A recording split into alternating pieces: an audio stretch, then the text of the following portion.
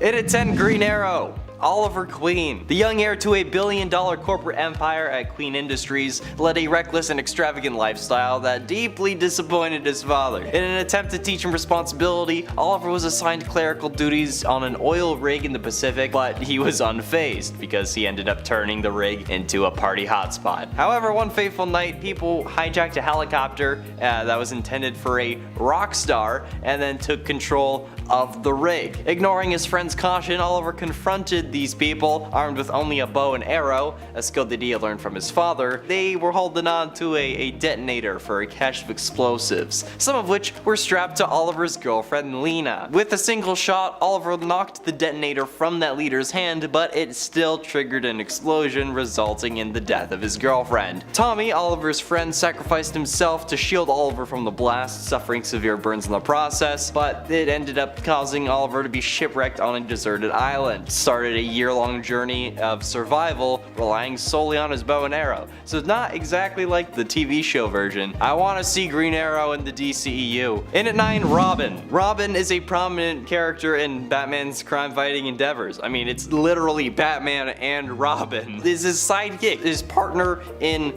not crime. Over the years, there's been 5 people who have held the mantle of Robin. Dick Grayson, who was a young acrobat with a tragic past. Jason Todd, he was the second Robin, who was just a troubled orphan. Basically, I want any Robin. Sure, Tim Drake became Red Robin, was like an independent contractor, and then there was like Stephanie Brown, who was the 4th Robin, and then there was Damian Wayne, the current and 5th Robin, but like still, okay, there needs to be some form of Robin in the DCEU, especially since George Clooney came back. And at 8, Amalgamverse. When 2 entities known as the Brothers, the embodiments of both the Marvel and DC multiverses, remembered each other's existence, they forced heroes and villains from their respective realities to battle. The winner would then get to destroy the loser and their own respective multiverse. This was the Marvel vs. DC storyline. To prevent this from happening, however, the Living Tribunal and the Spectre joined forces and combined the 2 universes together, creating the Amalgam Universe. This universe had its own unique history, which was like a combination of both multiverses.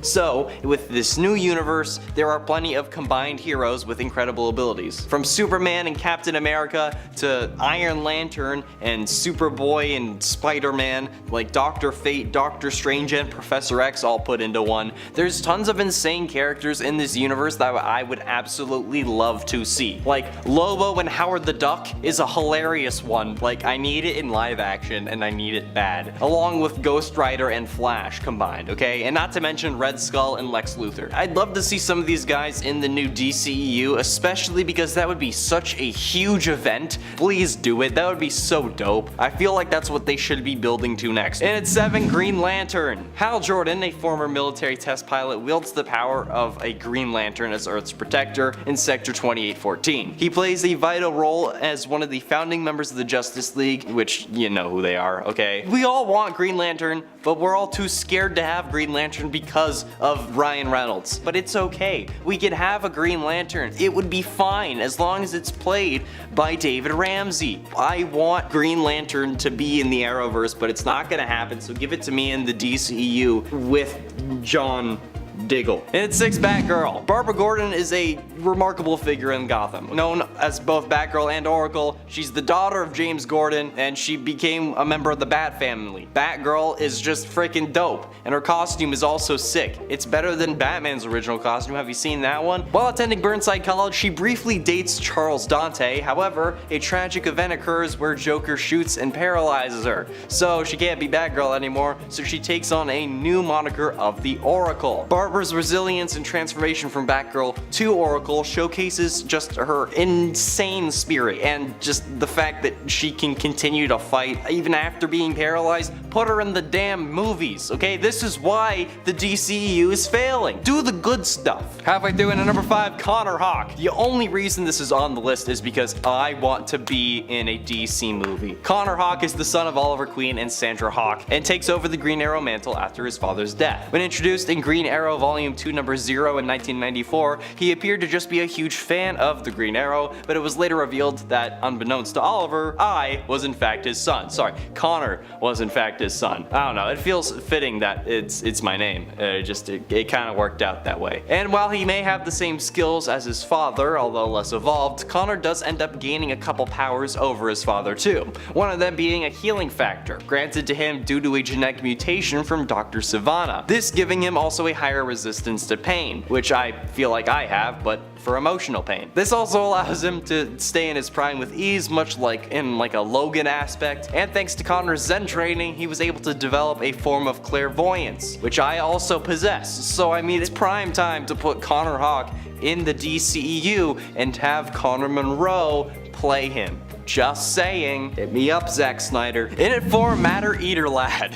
Oh god, I want this so bad. The reason that you might not recognize the absolute DC icon that is Matter Eater Lad is because you're lame. No, actually, the last time this character appeared was over 10 years ago in the pages of a Supergirl comic from 2007. Matter Eater Lad was in essence the hungriest of hippos, but a human. Like able to eat anything and everything he wanted. Did you need a hole in that chain link fence? He has you. Do you need a way out and there's no door? He has you there too. This guy just got to eat, and honestly, I think that's pretty iconic. There was actually a person with this power in real life, if you could believe it, okay? And I'm not even joking. This man would eat light bulbs and bolts, and actually ended up eating a whole bike and a plane from what I can remember. Okay, he was called Mr. Eats All, and he died of natural causes. Look it up, okay? It's the same thing as this guy. I want this on the big screen, please. Getting close to the end, and at number 3, Colonel Sanders. Man, people are gonna be mad at me for this one, but hear me out. Harlan Sanders, the renowned founder of KFC, embarked on a unique adventure alongside the Green Lantern Corps in a comic series called KFC Across the Universe. In this story, Colonel Sanders teams up with Hal Jordan, the Green Lantern, to tackle an unexpected challenge. Sanders reveals his collaboration with the Green Lantern Corps is to bring the delicious taste of KFC to customers throughout the galaxy. However, their mission takes a turn when they discover that the notorious Orange Lantern Larfleeze has been pilfering every chicken sandwich sent into space. Now it's up to Colonel Sanders and Hal Jordan to put a stop to the sandwich theft. I'm not even kidding, this is actually a thing. Please make a Green Lantern movie just so that we can have a Colonel Sanders and Hal Jordan crossover movie. KFC would do it, and they will send an actual chicken sandwich to space again for a promo. Please make this a thing. But ultimately, in at number 2, Dr. Fate. Dr. Kent Nelson, known as Dr. Fate, is a formidable sorcerer and a devoted agent to the Lords of Order. Alongside his wife Inza, he combats evil forces, guided by the ancient spirit of Nabu, who serves as his mentor and also technically his possessor when he wears his helmet. He's a founding member of the Justice Society of America, and we all know who Dr. Fate is. Okay, he's pretty freaking dope. However, Kent's journey began when he and his archaeologist father stumbled upon an underground pyramid of the Valley of Ur, unknowingly releasing Nabu from suspended animation because, you know, apparently you can suspend spirit in animation, but, you know, that's aside the point. It's comics. Becoming Kent's mentor, Nabu granted him extraordinary powers and relieved him of the grief that he was dealing with. But like, hey, well, Dr. Fate's dope and I want him in the MC. No, I want him in the DCEU. And then also the MCU because I want the crossover thing like I talked about earlier. And finally, in at number 1, TMNT. Yes, I want this.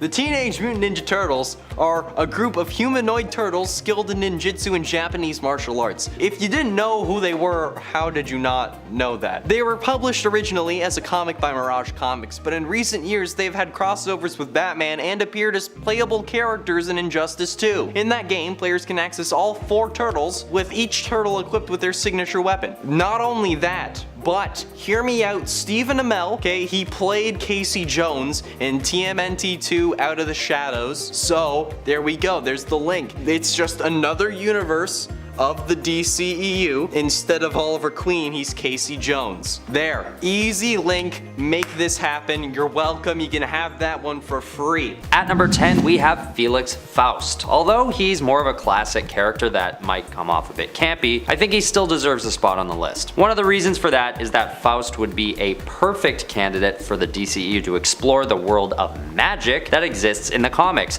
considering his power set. Felix Faust is able to access certain magical powers through his demonic familiars, giving him telepathy, summoning the dead, illusions, and much more. This could offer DC a way to cash in on the interest that the public clearly has for magic powers after the success of Doctor Strange and Scarlet Witch in the Marvel Universe, although in this case the character would be a villain. And despite the fact that he looks kind of cartoonish, we've seen comic adaptations modernize, or cinemify if you will, crazier characters before. At number 9 is Prometheus. What's unique about this entry is that Prometheus doesn't actually have any superpowers, which could be a cool opportunity for DC to explore the human side of a villain, like Marvel did with Thanos, for instance, which I think worked really well. And honestly, for a human character only using armor and technology to get as powerful as Prometheus does, he would be a very interesting DCEU character to see how he gets to that point of power and how he is capable of taking on the Justice League head to head. With his super advanced computerized helmet, he's able to download knowledge such as fighting styles and much more into his mind and learn new skills immediately. And this allows the character to grow in power exponentially, which offers for a cool arc in, say, a long-running TV series perhaps. I also just think Prometheus looks so cool that he needs to be featured in a live-action setting. At number 8 is Amazo. Amazo is a classic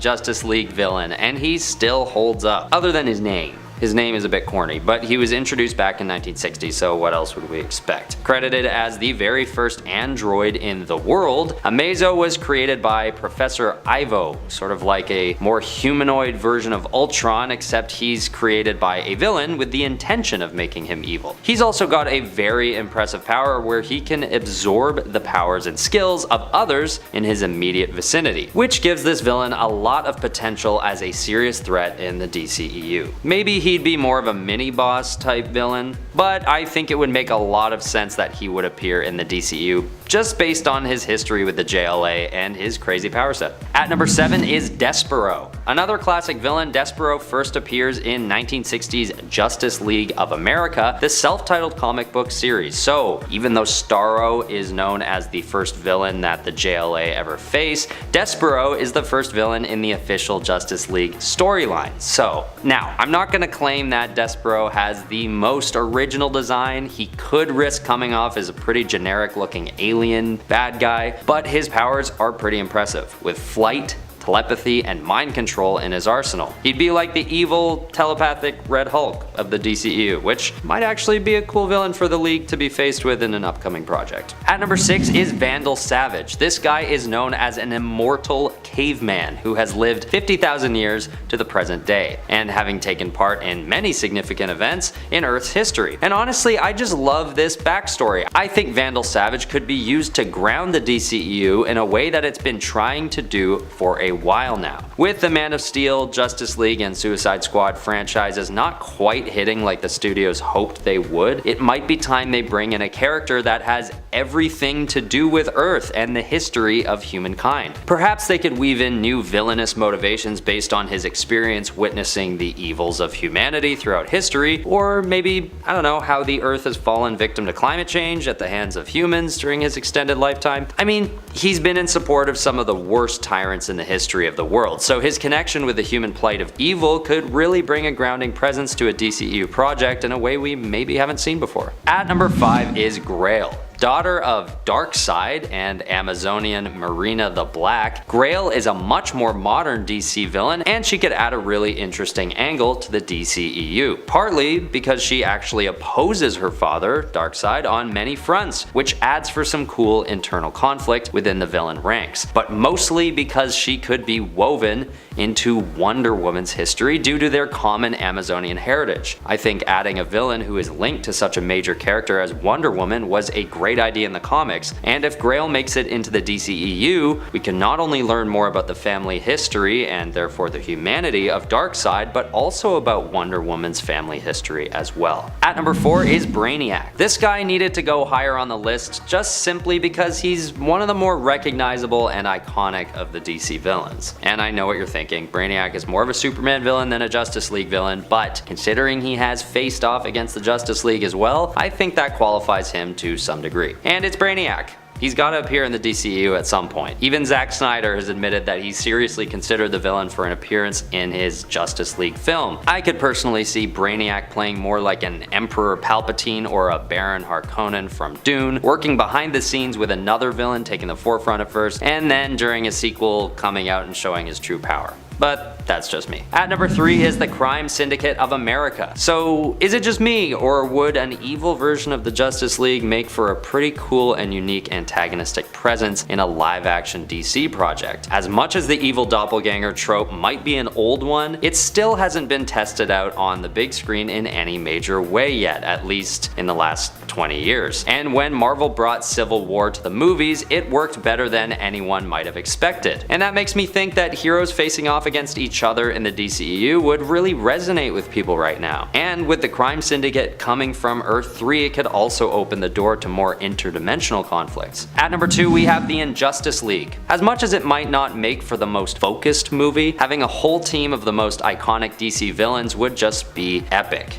And I know there's Suicide Squad, but I'm talking as like an antagonistic force to a main hero in their movie. But I digress. And I put this one higher on the list not because it would be easy to pull off, but because if it were pulled off properly, it could be one of the more iconic efforts in the DCEU. To be honest, the only way I could see something like this really working to its fullest potential is if DC builds up their cinematic universe for another 5 years at least, and introduces each project's villain in a way that gives them all enough depth and hype that an appearance by the Injustice League would be invited, but we'll see. Finally, at number 1, we have Anti-Monitor. Probably the most powerful villain in the DC comics, Anti-Monitor has faced off against just about every DC hero you could imagine at one point or another. Anti-Monitor is also one of the oldest villains in the comics. Born at the dawn of time, Anti-Monitor is the antithesis to his brother, the Monitor. And with Monitor being the one to watch over the positive matter multiverse, Anti-Monitor exists to watch over,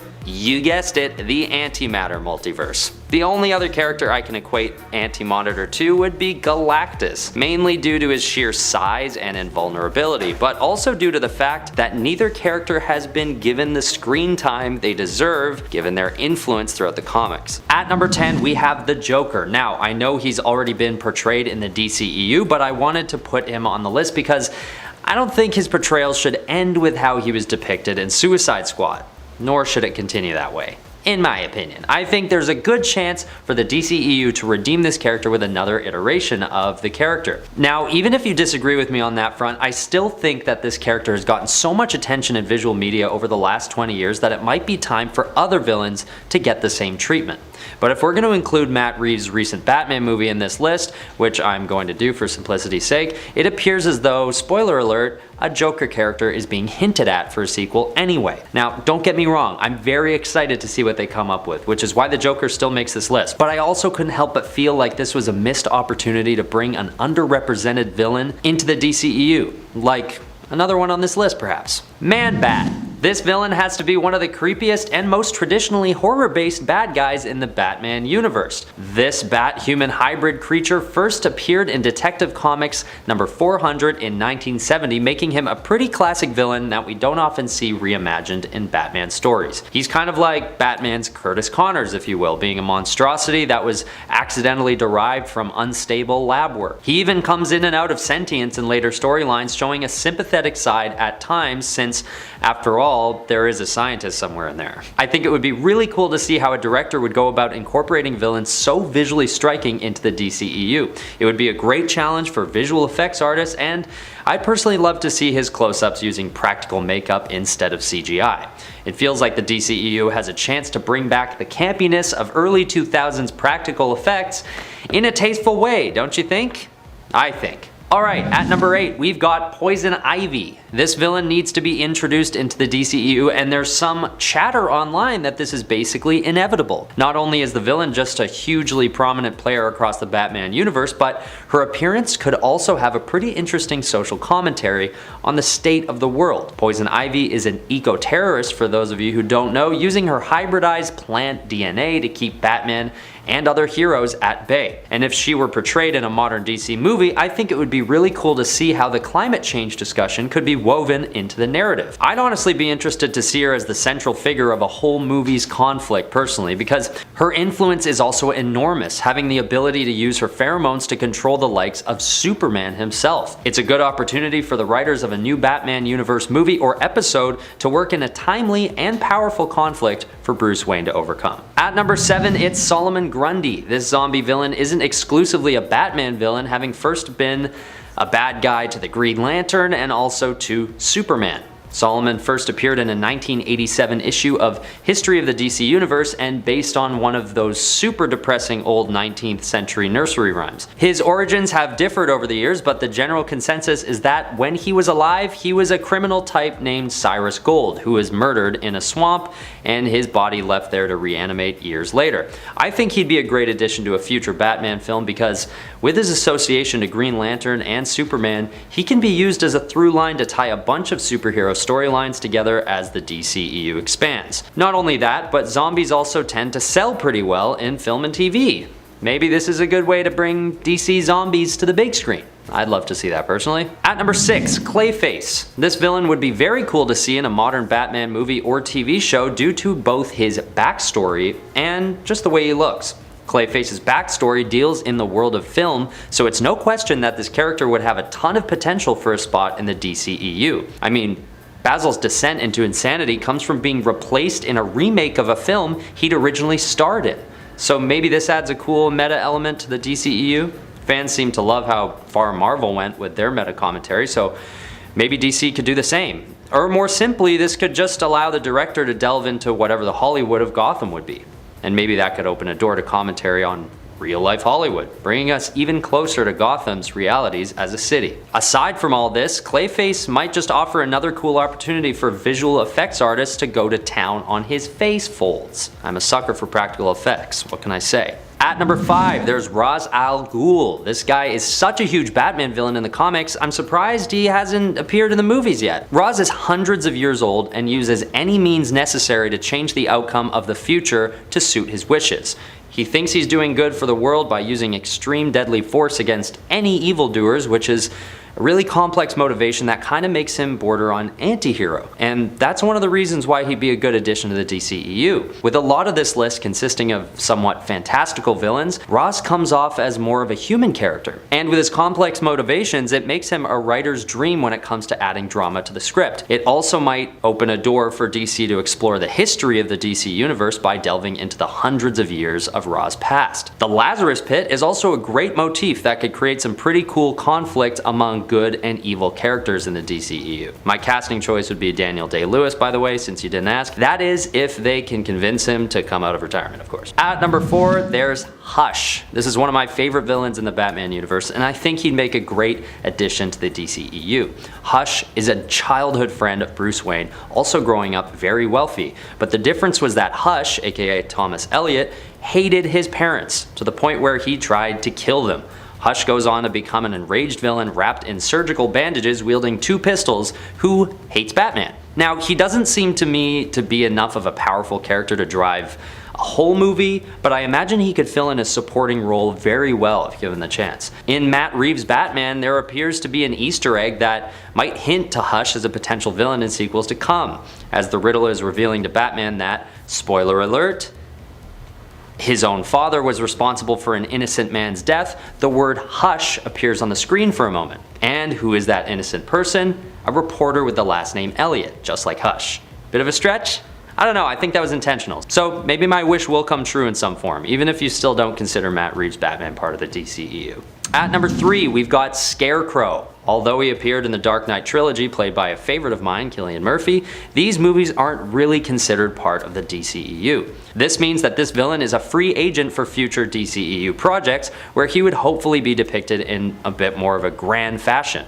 This villain has been around since 1941, first appearing in World's Finest Comics number 3, so however he'd be worked into a future film or TV show would need to be as grand and impactful as he is in the comics. I think it would be so cool to see how they'd incorporate his fear gas. Like, what would it look like to see the public or even Batman lose their minds to fear in a contemporary context? Like, what would an artificial instillment of fear on the public look like in a more modern Gotham? Perhaps this could be a good chance for commentary on the current human experience and give the DCEU a bit more groundedness. I don't know, maybe their MO is to keep things more detached from reality, but that's the sort of direction I'd like to see them go, personally. And Scarecrow and his abilities might just be a great chance to do that. Okay, at number 2, Jason Todd. Where has Robin been in the DCEU? This popular question seems to be answered simply by the fact that adding Robin might be too campy. The sidekick trope could come off as seeming a bit too old-fashioned, and this might just be what's holding the folks in charge from making it happen. But whatever you think of Jason Todd, he is the Robin that I think could ground the character in a contemporary setting, considering his darker look, motivations, and insecurities. This also opens the door to build a strong through line in a TV series or set of films. I mean, the event of Jason's death at the hands of the Joker is pretty powerful, and if done right, could also build up to a really sweet resurrection in a later sequel or episode. Robin doesn't have to be this quick-witted, bright-eyed sidekick. He can be dark, he can be vengeful, and he can add some really great drama to any DCEU project with his complex relationship to Batman. And if you're thinking, no Ben, it should be Damian Wayne or Tim Drake, well, Damian, as much as I'd love to see him too, would require Batman to be old enough to have a son. And Tim Drake, he's awesome in the comics, but he just doesn't have that dark edge that Jason Todd does. And as for Stephanie Brown, okay, fine, she'd be cool too. Either one. And finally, at number 1, it's Mr. Freeze. Where has Mr. Freeze been? He hasn't even been alluded to or hinted at all, other than Matt Reeves suggesting that he might be interested in exploring the character for a Batman sequel. There's been really no talk of him for the DCEU. Maybe Arnold Schwarzenegger's portrayal scared producers away from considering him because of how silly he can come across, but I really think this character could pose an awesome challenge to see how he could be toned down and modernized for a new appearance. I love this character. He's one of the most nostalgic villains for me, and his backstory falls into that category where you have so much sympathy for him that you almost want him to win sometimes. I just think the DCEU has a chance here to harken back to the early 2000s Batman and Robin nostalgia and make as much of a change with Mr. Freeze as they did with Joker or Batman himself. What would a toned down, darker version of Mr. Freeze look like? I genuinely want to know. Plus, it would just be cool to see how they would work with the visuals for the ice gun. What would the ice beam look like, and how would they justify such insane technology on a more grounded, pseudo real world setting? Number 10, Orphan. Sure, we've already gotten a version of Cassandra Cain with the Harley Quinn and the Birds of Prey film, and don't get me wrong, I absolutely love that movie. It's one of my all-time favorite movies, hands down, and not even just within superhero film rankings, just in general, I really love that movie. And I enjoyed the version of Cassandra that we got in that film, but she wasn't really much like the version of Orphan and Cass Cain that we are more familiar with from the comics. And it might be cool to see another version of that character that offered something more in line with Cassandra's tragic backstory, her level of shyness, as well as her deadly moves. I don't know what this is. Not deadly, I'll tell you that much. In the comics, Orphan is the moniker for Cassandra, the daughter of David Cain and Lady Shiva. A deal was struck between her parents for David to end up with full custody of Cassandra, so he might train her to be one of the deadliest assassins and weapons in the world. He did just that, but fortunately, one day Cassandra escaped her evil father and found her way to Gotham. There she would end up meeting Batman and become his ally, eventually joining the Bat family and becoming known as Batgirl. At number 9, we have Lucas Fox, aka Batwing. Now, Luke isn't actually a blood relative of Bruce Wayne, obviously, but he joins the Bat family through training and hard work. Much to the chagrin of his wealthy father, Lucas Fox uses his extreme intellect not to climb corporate ladders, but to prepare himself for the sought-after position of Batwing. He spends his time cage fighting, trying to get Batman's attention, and gearing up for the chance that Batman offers him a position as Batwing. This comes at a perfect time because David Zavimbe had just retired from taking on the mantle, so Lucas gets the job. He's first brought on as a sort of tech support for the Batman family, repairing the Belfie headquarters as well as disabling a mini nuke that was gonna destroy the whole city. So when he's officially induced into the family, he's finally allowed to help Batman in efforts like taking down the Penguin. But his strongest suit tended to still be as a tech expert, designing a new Batsuit for Jean-Paul to save him from his insanity and fall to the spirit of Azrael. He's a real asset to the Batman family, and we hope to see him represented in some way in coming DCEU projects. Number 8. Azrael. Azrael was once the hero that Bruce Wayne most trusted to take his place as Batman. He left Gotham in Azrael's, aka John Paul Valley's, hands after his back was broken by Bane. Azrael had a hard time letting go of the mantle though when Bruce miraculously managed to heal and returned to take back the cape and cowl. But he's been an ally to Batman again in the past, despite how everything ended in more of a fight that time around. Azrael believed the Order of Saint Dumas, who he fought for, was just initially, but came to question the Order over time. And more than that, Jean-Paul in the past has also had to question his own sanity as well. He's also an interesting one to have as a part of the Bat family in the DCEU, because if they decided to take some influence from his character in the White Knight universe, he could be a part of the Bat family in more ways than one, as in that universe he is a true Wayne as well. At number 7, we have Damian Wayne. This character would be a great addition to any Batman movie or show, not only because he's one of Batman's most recent Robins, but also because he's Bruce Wayne's son. And what makes things even more spicy is that he's basically evil. I mean, his mother is a supervillain, Talia al Ghul, and daughter to another one of the world's greatest supervillains, so villainy kinda runs in the family. And when Damian Wayne is being brought up by his mother, it's kept from Bruce that he even exists for most of his upbringing, which is a tragedy because Bruce probably wouldn't have approved of Damian training in the League of Assassins, becoming a skilled assassin at a young age. When Damian is brought to Batman's attention, however, things don't get much better, as Damian has a much more aggressive disposition than his father. In the Injustice storyline, Damian even betrays Batman by teaming up with an evil Superman and facing off against the whole Justice League. Although there are moments where Damian shows heroic tendencies, he's not the most cooperative sidekick to Batman. And I just think that all these themes of family drama, power struggle, and good versus evil would just be great additions to any new project in the DCEU. Number 6. Red Hood. Obviously, Jason Todd has a lot of fans when it comes to him being kind of like the middle child of the Bat family. He's more of a loner than most of the other Bat family members, and that's really saying something, because this is a family that includes the Dark Detective himself as its patriarch.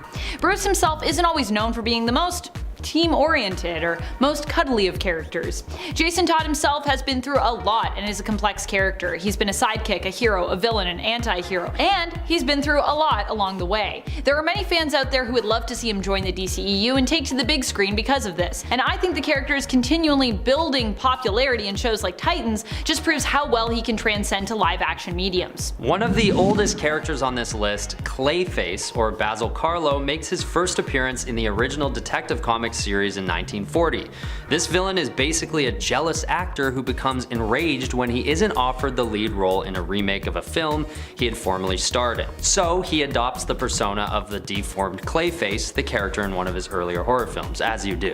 You know, I know what you're thinking. This guy does not sound like a family man, but what's great about this character is that he is basically turned from the dark side by Batman and Batwoman and invited to join the Gotham Knights. While he's teamed up with the Bat family, he spends time with Dr. Victoria October, who develops a serum to cure him of his aggression and delusions. Unfortunately, however, Clayface takes over again while Basil Karlo is trying to cure a Gotham neighborhood from a man-made serum that turns them all into monsters, ironically. And Batwoman needs to shoot him. But right as he's lying there dying, he's cured of his monstrosity. But then he still dies. But if you ask me, I think this character's storyline is pretty unique, and he's one of the OG Batman characters, which gives him some points. Plus, I just think it would be so cool to see what visual effects artists do with the look of this guy if he appeared in the DCEU. Or maybe it would just be gross. Number 4. Ghostmaker.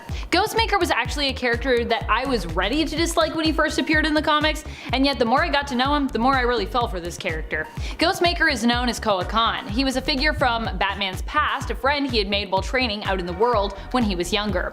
Koa and Bruce seemed to want similar things, but each had their own approach and own motives for what they did as vigilantes. Ghostmaker is also somewhat psychotic. He doesn't seem to feel empathy or fear like most other people do, having more of a disconnect there. Although he does occasionally seem capable of empathy depending on the circumstances. He is just as deadly as Bruce and initially showed up in the pages of Batman as an antagonist who was striving to prove he was actually better suited to be the hero of Gotham than Batman was, and that his methods were actually more efficient and effective in comparison. In the end, however, he ended up joining forces with Batman, acting as his ally as he was welcomed into the Bat family fold. Okay, at number 3, I've chosen to put a doggo because you don't often see animal characters worked into superhero movies tastefully. And I think the DCEU has a golden opportunity to give it a shot. Although maybe that's been proven a bad idea already with that new DC League of Super Pets movie coming out. I don't know. Personally, no. Too many superhero animals in one movie. I think if they added Ace into a more typical, serious DC storyline in tasteful ways, it would be a great challenge for the DCEU and give the bigger fans something to chew on. I mean, Ace isn't just a regular dog. He appears a few times with powers, like in Batman issue 133 when he's endowed with crypto-level powers for a time, or in Detective Comics 623 and 624 when he's portrayed as sort of a demonic beast with telepathy and an appetite for criminals.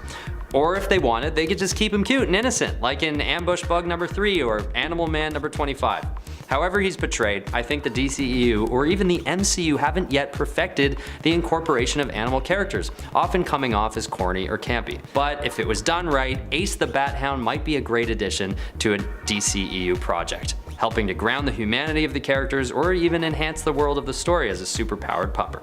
Number 2, Nightwing. One character that has become even more popular somehow in the last few years, despite already being one of the most well-known Bat family members, is Nightwing, aka Dick Grayson, aka Batman's first Robin, and really his first son in my heart. Adopted son, of course, but that isn't really significant when we're talking about the bond between Batman and Robin and Bruce and Dick Grayson. Well, I don't know if we'd see Nightwing as an adult or see him under his Robin mantle first. He certainly would be a cool one to have in the DCEU. We know we are getting Batgirl, aka Barbara Gordon, who's often known for being one of Dick Grayson's main love interests, and we already have Batman, so I think it might be cool to see a version of Nightwing who has already been Batman's partner and is breaking out on his own. After all, most of us are already familiar with the Batman and Robin story, so I think this is one where the origin might not need to be covered in depth for us to just jump right in. Okay, finally, at number 1, we have Talia al Ghul, skilled supervillain and disgruntled ex to Bruce Wayne.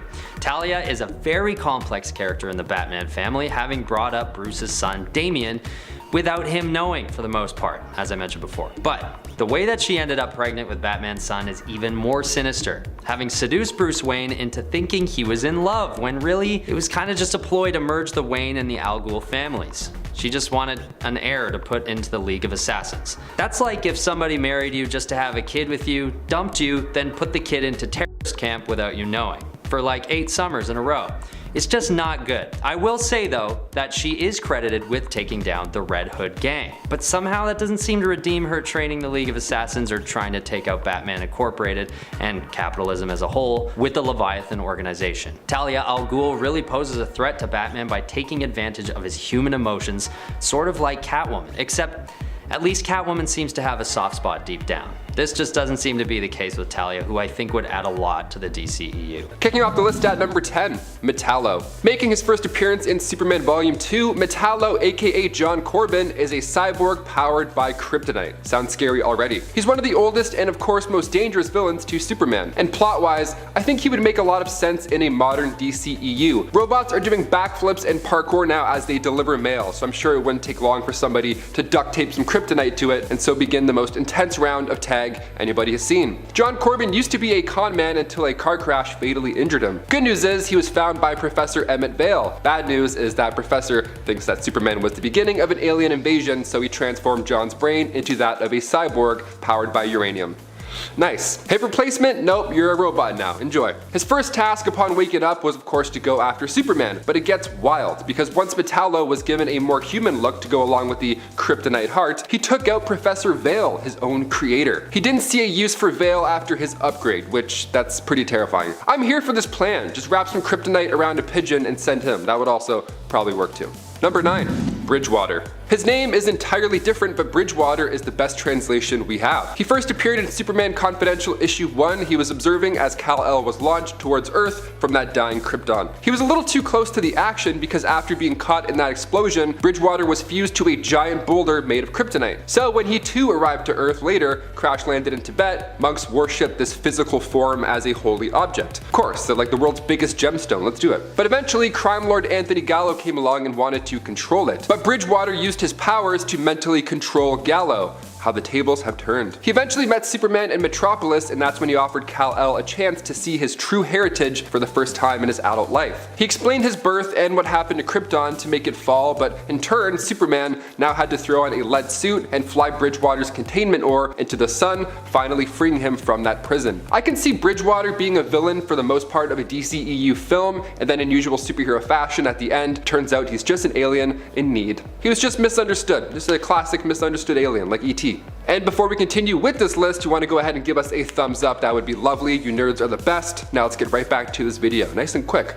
There you go. Number 8. Cyborg Superman. Hank Henshaw made his first appearance in Adventures of Superman issue 465. He was a scientist, astronaut, and team leader of the Excalibur crew. He was joined on this LexCorp space mission by his wife and 2 others. But when cosmic rays get to the crew in space, their powers are actually quite similar to the Fantastic Four, only like nightmare versions. Terry, Hank's wife, was essentially the Invisible Woman, and then Hank has his face melting off of him. It's actually really gross. It actually ended horribly for everybody but Terry, believe it or not. Superman saved her, and the others, it was far too late. But in Adventures of Superman issue 468, it was revealed that Hank lived through, well, download. You have to back up your consciousness. He transferred his consciousness to LexCorp's mainframe, and then he took over NASA's equipment and then beamed his mind into the birthing matrix, the same pod that carried Superman from Krypton. So he's like mentally going through iCloud. He's like Siri from hell, basically. So he was able to travel the cosmos and eventually learn about local life forms and their history as well. So he was super smart. He eventually came to the conclusion that Superman was evil and needed to be stopped. Classic. I mean, also, I don't blame him. He's like laser beaming buildings. I too kind of think he should be stopped. He recruited Mongol and planned his revenge, but after Superman died battling Doomsday, Hank claimed to be Superman Reborn. He looks just like him. Number 7. Brainiac. Another rival of Superman, Brainiac made his first appearance in Action Comics 242. Now this guy is a very specific villain. He would love to steal cities. Yeah, you heard me, not wallets or purses, cities. He took Metropolis at one point. I mean, this guy is just insane. He would use this thing called a shrinking ray, which does exactly what you would think it does, and he would take cities back to his planet. He just has a collection of cities. What a weird, I mean, try rocks. It's a bit more fun. Vril Dox. He started his days as a scientist, and then one day he successfully cloned himself because he needed an assistant, and who better to hire than yourself. There you go. He built the spaceship next and then traveled the cosmos, gaining knowledge and studying alien organisms with the help of his robot drones. But during these travels, he came across Krypton while General Zod was still running the show. So he shrunk down the entire city of Kandor and studied it in his ship. Which is also so funny to me. He's just checking out like cities and alleys. He's like, oh yes, I see. Google Earth, my friend, Google Earth. I don't know, it'll save lives. He made a remote scout unit that believed it was the original Vril Dox, and then it traveled to Earth and took over the body of sideshow mentalist Milton Fine, whose stage name was, you guessed it, Brainiac. Number 6. Parasite. Rudy Jones. He first appeared in Firestorm Volume 2, Issue 58. He was once a janitor at the Pittsburgh branch of Star Labs, so naturally, he was involved in an accident that changed his life forever. Classic janitor in a comic book storyline. He's like, whoa, it's pretty wet here, and then he's like made of plasma. Classic. Darkseid remembered the Parasite who existed before Crisis on Infinite Earths when it was Maxwell Jensen, and he simply wanted Jones to become the new version of that. Under his influence, of course. He made Rudy open up a waste container thinking there was something valuable and awesome inside, but instead what he got was exposure to radiation, so he was changed into a bald, green-skinned, well, you guessed it, parasite. Absolutely. Number 5. Hellspawn. Originally a supervillain from Wildstar Comics before Jim Lee brought him into DC Comics in the New 52, he made his first appearance in Wildcats back in 1992, but come Superman Volume 3, Issue 7, Lord Hellspawn made his arrival to DC Comics. And he's so scary. The Damonites were developing autoimmune disorders, so he was desperate for a solution, this alien dude. And of course, he was also a hint of crazy, so his own people put him in a prison. He gained power from a blue flame on the moon Europa, and then in turn gained a handful of followers. He gained these amazing abilities: metamorphosis, phasing, super speed, super strength. He also looks terrifying and he's immortal, so that sure helps in a heated exchange. So he was locked up in this prison called the Eye, which later became the headquarters of Team Stormwatch, which was the planetary defense unit. Now when Harry Tanner set off an explosion, cut to 4,000 years later, that part of the cell launched and crashed into Earth in the Himalayas. That dude from Monsters Inc.'s like, welcome to the... No, not you, you're terrifying. No yellow snow cones for you, sir. Hellspawn later abducted Superman, they got in a heated battle, but of course Superman saved the day. We could do for this guy in the DCEU, another crashed alien, the people of Earth would be like, who is it now? Can someone deal with this guy, please? He's on fire, he's blue, he's on fire. Number 4. Super Doom. Coming from Earth 45, this Superman was also a project gone wrong. He first appeared in Action Comics Volume 2, Issue 9, back when Jimmy Olsen created a machine that turns thoughts into reality, which sounds scary when you think about it. You're like, I don't know if I want to do it. No one read my stuff. The gang decided to make a robot Superman out of this tech. They ended up selling this device to Overcorp, which made it into Superman the Last Night of Tomorrow, aka the monstrous Super Doom. It just sounded like a bad idea. Even as I was saying it out loud, I'm like, oh, come on, Jimmy. Overcorp used him to take over the planet, but still, that wasn't enough. Super Doom entered the bleed space, where he would then search the multiverse for all of its creators, destroying planets and other versions of Superman like Optiman of Earth 36 or Superman of Earth 42, but eventually he came to Earth 23 and had to go toe-to-toe with their Superman, President Calvin Harris. I'm all for this guy. We're gonna get some DCEU multiverse stuff going on. He could totally slip in. Number 3. Toyman. This guy we saw in live action before in Smallville, so there's hope that he'll make an appearance in the DCEU. Toyman, aka Winslow Schott, is considered a mechanical genius who, yes, is also a little mad. His first appearance was in the Golden Age back in Action Comics issue 64. On the cover, he's hopping over Superman by using a pogo stick. So if we're bringing him into live action, we need this scene to happen. The theater would applause, it would go nuts. He first designed an army of toy soldiers that actually shot knockout gas. Toy Story, but make it a horror film. There you go. The second version of Toyman is my personal favorite. Jack Nimble took Winslow's spot in the 70s after he retired. His outfit was much better. He dressed like a jester and he flew a little plane. A plane that he was far too big for. He kept his legs outside of the plane on the wings. He's just man-spreading like a true villain. Number 2. Mr. Mxyzptlk. This man of mystery made his first dazzling appearance in Superman Volume 2, Issue 11. He is awesome. Now at first sight, he seems like an ordinary dude. He's in the office with Lois and Clark, he's the new guy in the office, and right as Lois and Clark are gearing up to leave for their lunch, that random dude starts to rub Lois's feet. In the office, he's just rubbing feet, just the foot guy in the office. He has a coffee in one hand and a foot in the other. Normal office behavior, so weird. But it's even weirder when Lois agreed to go get lunch with that guy. She bailed on Superman, which is insane. She went with Foot Rub Ronnie. They go to lunch and they come back 4 hours later, which is concerning. And then at this point, Lois still doesn't know what happened or anything about this man. She doesn't know how much time has passed. She's oblivious to a gorilla attack that's happening behind her. She's in a daze, something's wrong. And then he turns Lois into a mannequin, like an I Am Legend. So what's happening? This is terrifying. This man is not into foot rubs or he doesn't work at this office. He's actually an imp from the 5th dimension. His real name doesn't even translate into Earth's languages, so we call him Mr. Mixie. He can manipulate anything and everything. He is nigh omnipotent. I think a 5th dimension imp would actually be great for the cosmic elements of the DCEU. Like I said, Marvel's getting all trippy with their cosmic TV show, Disney Plus shows. They can do this if they want, I'm just saying. Number 1. Manchester Black. Making his very first appearance in Action Comics issue 775, he's an English dude who ran a team of anti-heroes called the Elite. He had a horrible childhood, his parents were awful to him, so he grew up believing that the best way to handle a villain was just to take them out. Brutal. Little different than Bruce Wayne, just a tad. Superman of course wasn't on board with his level of violence, so he interfered with the Elite after they had started violently taking down their enemies. Manchester Black used his telekinesis abilities to give Superman a stroke. So he was evil and actually pretty powerful. He can read minds and manipulate them as well. Then after Manchester's death in Action Comics 796, his legacy still continued as his sister, Vera Black, took over the Elite. Number 10. Blockbuster. Blockbuster might not be an A-list Bat villain, but I don't think I've ever mentioned him on this channel before, and I thought it was about time that we gave him a little shout out. We see you, Blockbuster, we see you. While not one of the most popular Bat villains, Blockbuster still packs a mighty punch. The current incarnation of the villain is Roland Desmond, who has reappeared in the Prime Earth continuity throughout the current Nightwing series. In fact, even though he started out of Detective Comics, he's now actually thought of more as a Nightwing villain. Even more recently resurfacing in Nightwing in issue 83.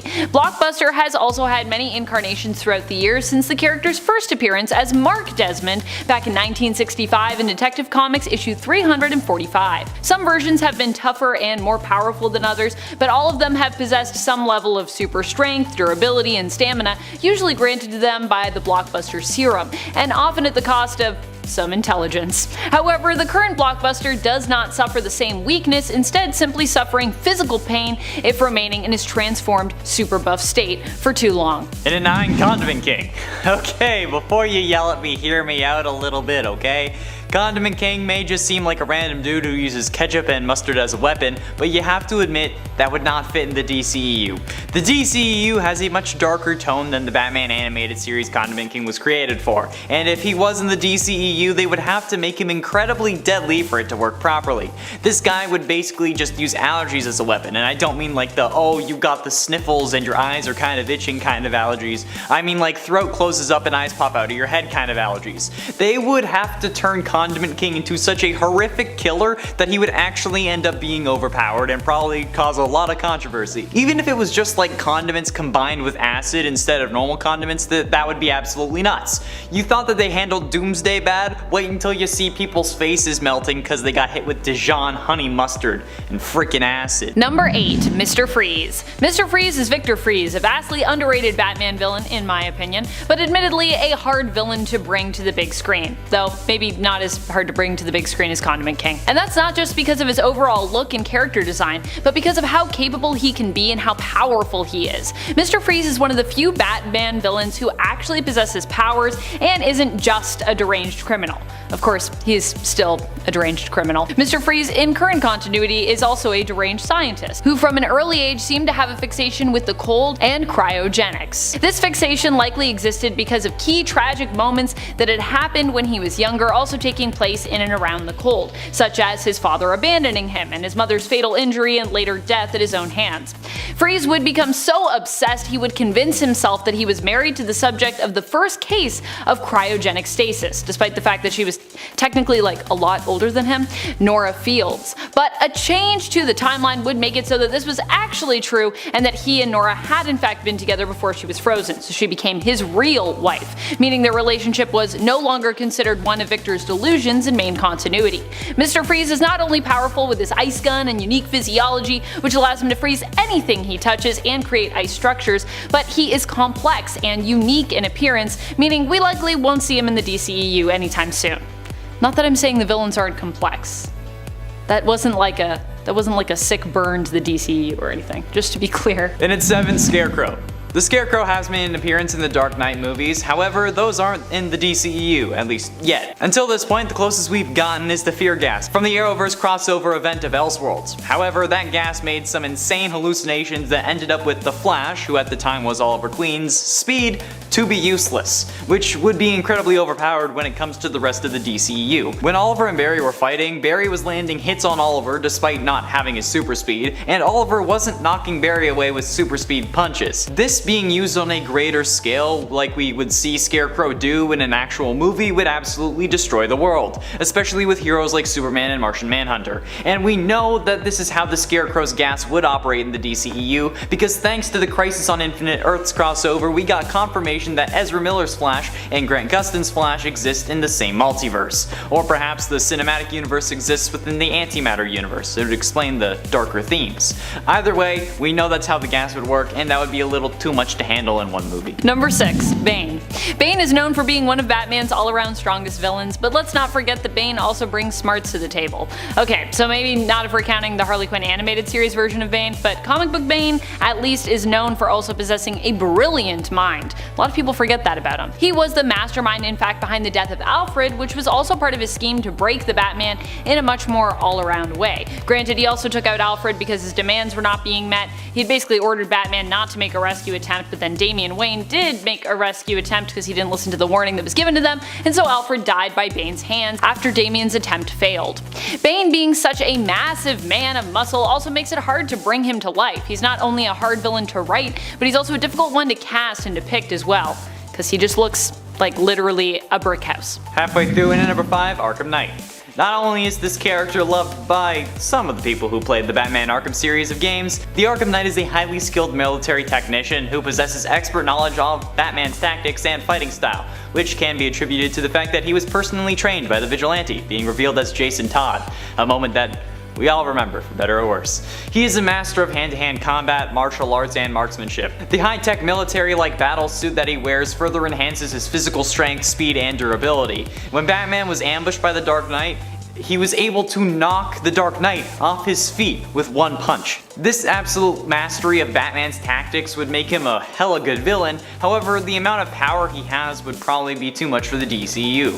They already had Batman fight Superman and win, so they would have to supercharge Arkham Knight to make it an actually interesting fight, which would just ruin the character even more than some would consider him already ruined. Number 4. Ra's al Ghul, or Ra's al Ghul, depending on what you prefer. A lot of people prefer Ra's, I prefer Ra's. We can all coexist, it's a beautiful world. Ra's is one of Batman's all-time greatest nemesis. While he might not possess direct superpowers of any kind, like most of Batman's rogues, he is one of the most skilled fighters and has one of the most brilliant minds. Like Bane. I like people with brilliant minds, apparently. Too bad Ra's usually uses his brilliant mind to concoct all sorts of schemes in order to topple governments, sow chaos, and gain power the world over. Ra's al Ghul is the head of the League of Assassins and has come close to completely defeating Batman in the past, with him even successfully using Batman's own research during the Tower of Babel JLA story to defeat all of Batman's superpowered colleagues on the team. Getting close to the end, and at number 3, Solomon Grundy. Solomon Grundy, born on a Monday. That's what the story says. But when killed, Grundy will return and be resurrected in the swamp where he died, and then because that's his thing. This sort of resurrection and recurring antagonist thing doesn't really work in movies. In TV, sure it can work. Introduce the character, then have them come back once a season for an episode or two. However, with movies, those are more often than not like one-time villains that are to be dealt with and then forgotten about, unless the movie is like a two-parter or the villain ends up winning. This kind of concept has to be taken into account when thinking about who would be too overpowered in the DCEU. Solomon Grundy would be one of those villains that wouldn't realistically be a one-time villain. Even if they brought him back for another movie with like a big team up of villains, it wouldn't matter, because he would die and then just come back again. The story would never be over. The threat would never actually be fully handled, and that's just the way the character was written. It's great for comics and it would work okay on TV, but in movies this guy wouldn't work in the slightest. It's unfortunate because I love Grundy as a character, but they would just ruin him like they did Arkham Knight and Doomsday. May I go on? Number 2. Poison Ivy. Poison Ivy is one of my favorite characters in the Batman universe, period. And also coincidentally one of the most powerful villains I think that currently exists in Batman's wheelhouse. She is brewing up something huge lately in the Batman comics and has threatened basically the entire world on multiple occasions, but also has sought in the past to remind people of why she strikes out as an eco-terrorist, at times working with international science communities and political meets to fight against global warming and work towards preserving important parts of our ecosystem. However, while Poison Ivy will be coming to the Arrowverse on CW, we still have yet to have a casting for her in the DCEU, and this could be because Pamela Isley is just too crazy complicated and OP to show up there. After all, she has proven before how hard she is to take on in the comics. When she took over the world, it seemed almost nothing initially, not even Batman, would be able to stop her. Finally, in at number 1, the Batman Who Laughs. Being first introduced in Dark Days, the casting #1 in 2017, the Batman Who Laughs was Bruce Wayne from Earth 22 of the Dark Multiverse. He was a lieutenant of Barbados, and the leader of the Dark Knights during the first Dark Multiverse invasion, and later the infected heroes of the Secret Six. He convinced Perpetua, the original creator of the multiverse, to choose him as her lieutenant over Lex Luthor, as his vision was limited by his ego. Then the Batman Who Laughs continued on with his own plans, eventually acquiring cosmic power and becoming a bigger threat than Perpetua herself. Yeah, that's right, this guy ends up gaining cosmic power. He ends up implanting his brain into the corpse of a version of Bruce Wayne who had Dr. Manhattan's abilities, giving the Batman Who Laughs near omnipotence. Yeah, this guy is the definition of overpowered. And not only that, but he's an absolute psychopath. He will gut you like a fish while your family watches and then make them play double dutch with your intestines and think that that was a boring weekend. This guy is absolutely insane. I know I said that the DCEU is dark, but this is even darker than they would go. There, in my opinion, is no way that they could introduce the Batman Who Laughs properly without making the movie rated R or literally just being unable to publish it. It's absolutely insane. So yeah, I don't think we'll be seeing him anytime soon. Number 10, Martian Manhunter. While we did get a glimpse at what Martian Manhunter could have looked and acted like in the DCEU through Zack Snyder's cut of the Justice League, we still haven't had Martian Manhunter properly introduced in the main continuity of the DCEU. Main continuity, I guess, for the cinematic universe. Unfortunately, while Zack Snyder's cut was his intended vision for the film that he was forced to leave due to a personal tragedy, it's not considered canon to the DCEU. Although this could be retconned later depending on what happens in the Flash movie. Who knows, the Snyderverse could become part of the DCEU again. Martian Manhunter getting the axe initially in the theatrical release of Justice League could have to do with the fact that he is super cosmic or a little more complicated than most heroes when it comes to his relationship with Earth, or it could have to do with the additional problem of his powers. Also, Martian Manhunter is kinda just complicated in general, but in a good way. Despite the fact that Martian Manhunter, like most other Martians, has a fear of fire, he is still insanely OP when it comes to his powers. Also, Martians might be afraid of fire, but it doesn't actually hurt them as severely as their fears would imply. It's a psychological thing. It's not like, yeah, and if you set me on fire, like, I die, just poof, I'm gone. That's not a thing that happens. They just get burned, like we would. John Johns possesses powers of telepathy, telekinesis, super strength, super speed, durability, shapeshifting, invisibility, self-duplication, biofusion, and X-ray vision, just to name a few. So yeah, I feel like that could be a big part of why we don't really have him as like a main part of the Justice League yet. Number 9, Batmite. Although he's somewhat mischievous when it comes to Batmite, he's still generally a force of good, or at least he tries to be. Batmite is Batman's #1 fan, and he idolizes the hero. Like Superman's mischievous imp rival, pal, and sometimes enemy, Mr. Mxyzptlk, Batmite is also capable of warping reality, or so it would seem. Later on, his backstory was further complicated when it was suggested that he was merely a hallucination of Batman, a character that represented the rational part of Batman's mind, and existed only in his imagination. Still not known if Batmite is a true character who exists outside of Batman, or simply a character who exists within Batman's psyche. Either way, he's a tough hero to include in the DCEU. Either because he's just crazy powerful, or because it just makes Batman look really crazy and he's like a tiny little, like almost cartoon Batman guy.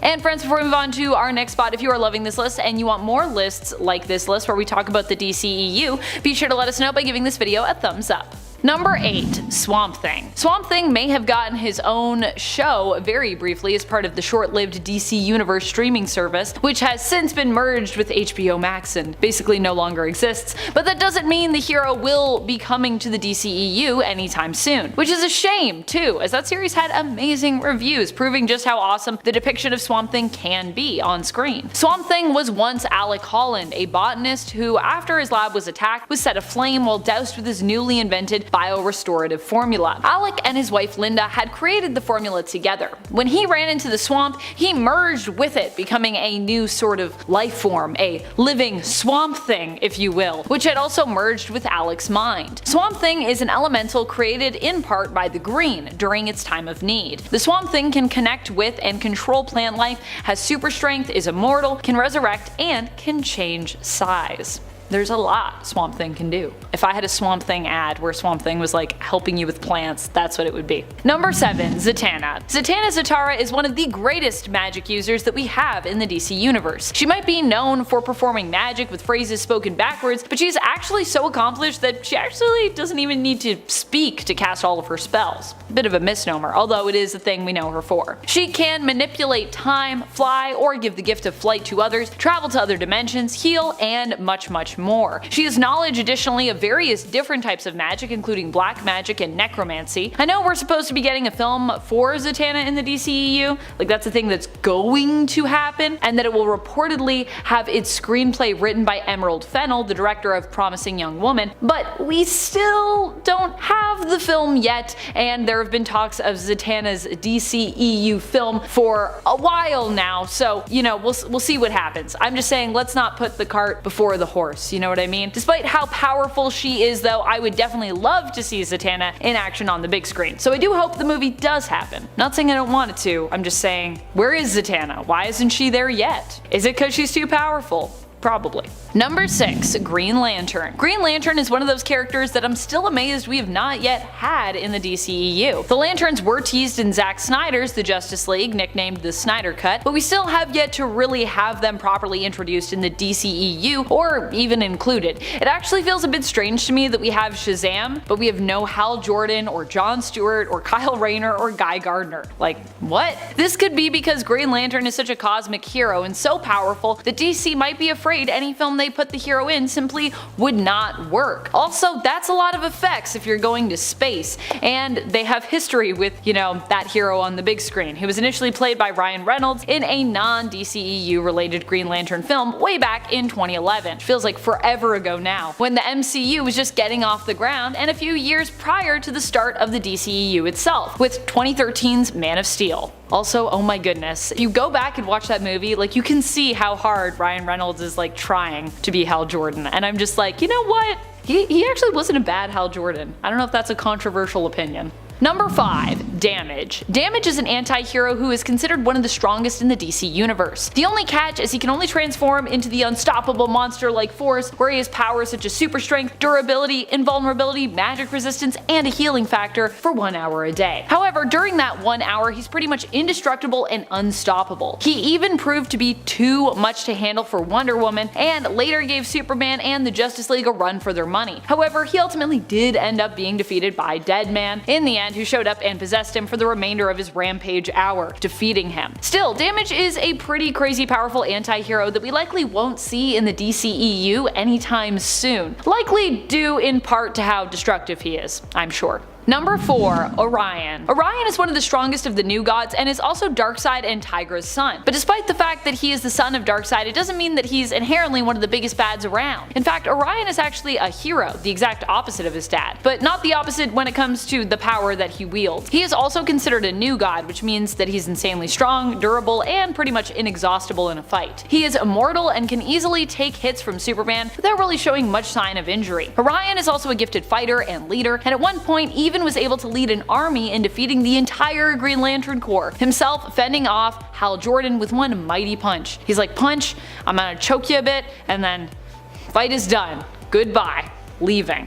I'm rolling out in space. Number 3. Phantom Stranger. The Phantom Stranger is pretty all-powerful. Initially, we didn't even fully understand his true identity on New Earth, nor his powers, which weren't super clearly defined initially. What has been defined, however, is that the Phantom Stranger is extremely powerful, and thus far seems mainly limited by the fact that he's not really permitted to interfere in the shaping of the universe, meaning he can aid in fights against universal threats, but not directly affect the outcome with his powers, more providing guidance than getting directly involved. While back in the New Earth continuity there were many potential backstories for the Phantom Stranger, on Prime Earth we know that he was once the Judas, who is famous for betraying Jesus in the Bible. His punishment following his death was that he would be unable to die, but instead would have to walk the earth for eternity, making him virtually immortal. He became the servant of a voice that spoke to him, and with each task completed, he got closer to his own redemption. Though it has been thousands of years and he still has not achieved his redemption yet. Number 2, the Spectre. If we're going to talk about the Living Tribunal on our MCU version of this list, you know we gotta talk about the Spectre on our DCEU version. The Spectre is an immensely powerful cosmic entity who is often thought of as a hero, but has definitely had some methods to fighting crime that could be considered morally questionable? Like when he turned a man into wood and then sawed him into pieces? That's a thing that happened. Or when there was a guy that was afraid of fire and he's like, I'm gonna turn you into a candle and like melt you. That was also a thing that happened. I wonder when he turned that guy into wood and then cut him into pieces, if you could count the number of rings inside of him to tell how old he was, like a tree. Because the Spectre can do things like warp reality, that just means that he wouldn't really fit into the DCEU very easily, as we'd need some massive threats in order to give him any kind of real struggle. He would just be like, I'm gonna turn that person into wood. Now you're a candle. Now you're paper. I'm gonna cut you with scissors. That's all handled. Done. Next. Number 1, Dr. Manhattan. Outside of the Watchmen film we had, which isn't currently considered as part of the DCEU canon, it's unlikely we'll ever see Dr. Manhattan on the big screen again. It's especially hard to have someone like Dr. Manhattan in the films because, well, he's pretty much always naked, which means we either need to dress him up somehow, put him into an R-rated only film, or have a lot of conveniently placed fruit baskets and props around in the foreground of each shot in order to censor him. Dr. Manhattan, though, when it comes to his power levels, is one of the people responsible for creating the New 52 continuity. That's just how powerful he is. So to have someone who is capable of rewriting the universe in that way within the DCEU seems like it would be a lot, unless, I suppose, if you're planning on completely resetting the DCEU continuity.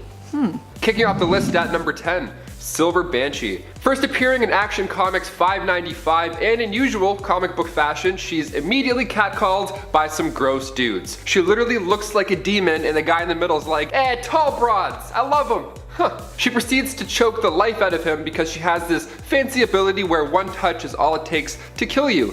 Neat. Heads up 7-Up would be an extreme sport with Siobhan. So she keeps on walking, she continues to a bookstore, of course killing another dude by, palming his head for a hot second. People run out of the store and they're talking about her voice, how it's the weirdest sound that they've ever heard. See, it's not her touch that kills, it's her voice. See, in IMAX, this would just be a treat. Just a woman screaming into the camera for 4 hours. I'll take it, debit. She's not to be messed with. She straight up killed Superman in her first comic book appearance. This is why you try and avoid curses when you're a child, or else you turn into a silver banshee and then in turn you have no friends, which is no fun.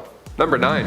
Knockout. First appearing in comics with Superboy Volume 4, Knockout was a dancer working at a club called the Boom Boom Room. It's clear right off the bat that she possesses super strength. But she was having fun at this club. She saw Superboy on TV and thought that he was a little cutie. In fact, she actually doesn't believe that Superboy has ever met a girl like her in his life. And she's probably right. She fought Superboy a bit because she was into it, but later on she was much more of a threat when she joined the Suicide Squad for missions against the crime cartel Silicon Dragons. Once issue 2 rolls around, flirting turns into something pretty serious. She's fighting Superboy and she says that she's glad that she lives here now. Here, so where did she used to live? Well, she used to live in Apocalypse. Fun fact, she was also one of Granny Goodness's female Furies, but after Big Barda left with Mr. Miracle, she too decided that she wanted out. And she was punished for this, of course, so she got chained up to the walls of the fire pits, but eventually she broke free. The second she broke free, she leaped into the fire, and then she was transported via boom tube to Hawaii. And before we continue on with this list, if you want to go ahead and give us a thumbs up, because it really does help us out quite a bit. And also, we're on a part 3, so if you want to keep seeing more of these, keep hitting that thumbs up, then we know what to do. You're the best. Now back to this list. Number 8. Ultra Humanite. Superman's first recurring nemesis during the 40s, and yes, I'm even talking before Lex Luthor. Buckle up. This genius made his first appearance in Action Comics 13 way back in 1939. His real name wasn't known at first, Mr. Mysterious Man, but this man was gifted with one of the greatest criminal minds ever. He even developed low-level telepathy. He was a hard thinker, but his physical body couldn't keep up, and he quickly became old and withered, so he got other people to do his deeds. That was him in the old days. Now, Ultra Humanite in Power Girl Volume 2 is much different. Here his name is Gerard Shugel, same scientific origin, same failing body, yada yada. But if it wasn't obvious, this time around he experimented with some animals in his origin, and he moved his powerful brain into a massive white gorilla's body. We have Gorilla Grodd in the CW verse, so maybe we'll get a mighty gorilla genius in the DCEU. Sounds terrifying, never say never. Number 7. Solomon Grundy. Killed in 1895 and then tossed into a swamp. Rough. Cyrus Gold was gone for 50 years before he came back to life. We're talking zombies now, let's do it. He made his first appearance in All-American Comics issue 61. Cyrus was having an affair at the time and met up with Rachel, the other girl, to talk about what they're going to do now that she's pregnant. So Rachel wanted money in order to keep quiet, and Cyrus wasn't on board. So Rachel's friend stepped out of the bushes, hit Solomon on the head, and he fell into Slaughter Swamp, great name for a swamp, where he would then lay dead for 50 years. Over time, Gold's body started to mix with the sour vegetation of the, Slaughter Swamp, so he was just churning and turning into a zombie. He came back as this zombie beast with no recollection of his past life, so when he stumbles across a camp, the only thing he can remember when asked his name was that he was born on a Monday. Oddly specific, but we're here for it. The other guy who asked his name mentions the nursery rhyme Solomon Grundy, born on a Monday, could it be? And it rhymes, therefore it stays. Number 6. Emerald Empress. Making its first appearance in Adventure Comics 352, the Emerald Eye of Ekron is an extremely powerful weapon. Right off the bat, I gotta talk about this. It's one of the best to ever exist in the universe. It's similar to the Green Lantern Power Ring, so when Saria gets a hold of it, trouble ensues. Originally from the planet Vengar, the Emerald Empress was the most wanted female criminal in the history of the universe. Which, put that on a resume, that's a pretty big achievement. Her homeworld was the site of the long-dead Ekron civilization, whose secrets were supposedly lost, all for the Emerald Eye of Ekron, of course. The eye will do whatever Saria wants it to, and it follows her around and gives her the ability to fly and hang out in space safely. The eye fixes itself after it breaks, so don't think about hitting it with a big hammer and then calling it a day. The eye has taken down Superboy before, and if we don't have a Green Lantern in the DCEU yet, I think it might be too soon for the Emerald Empress to start eyeballing the League, perhaps.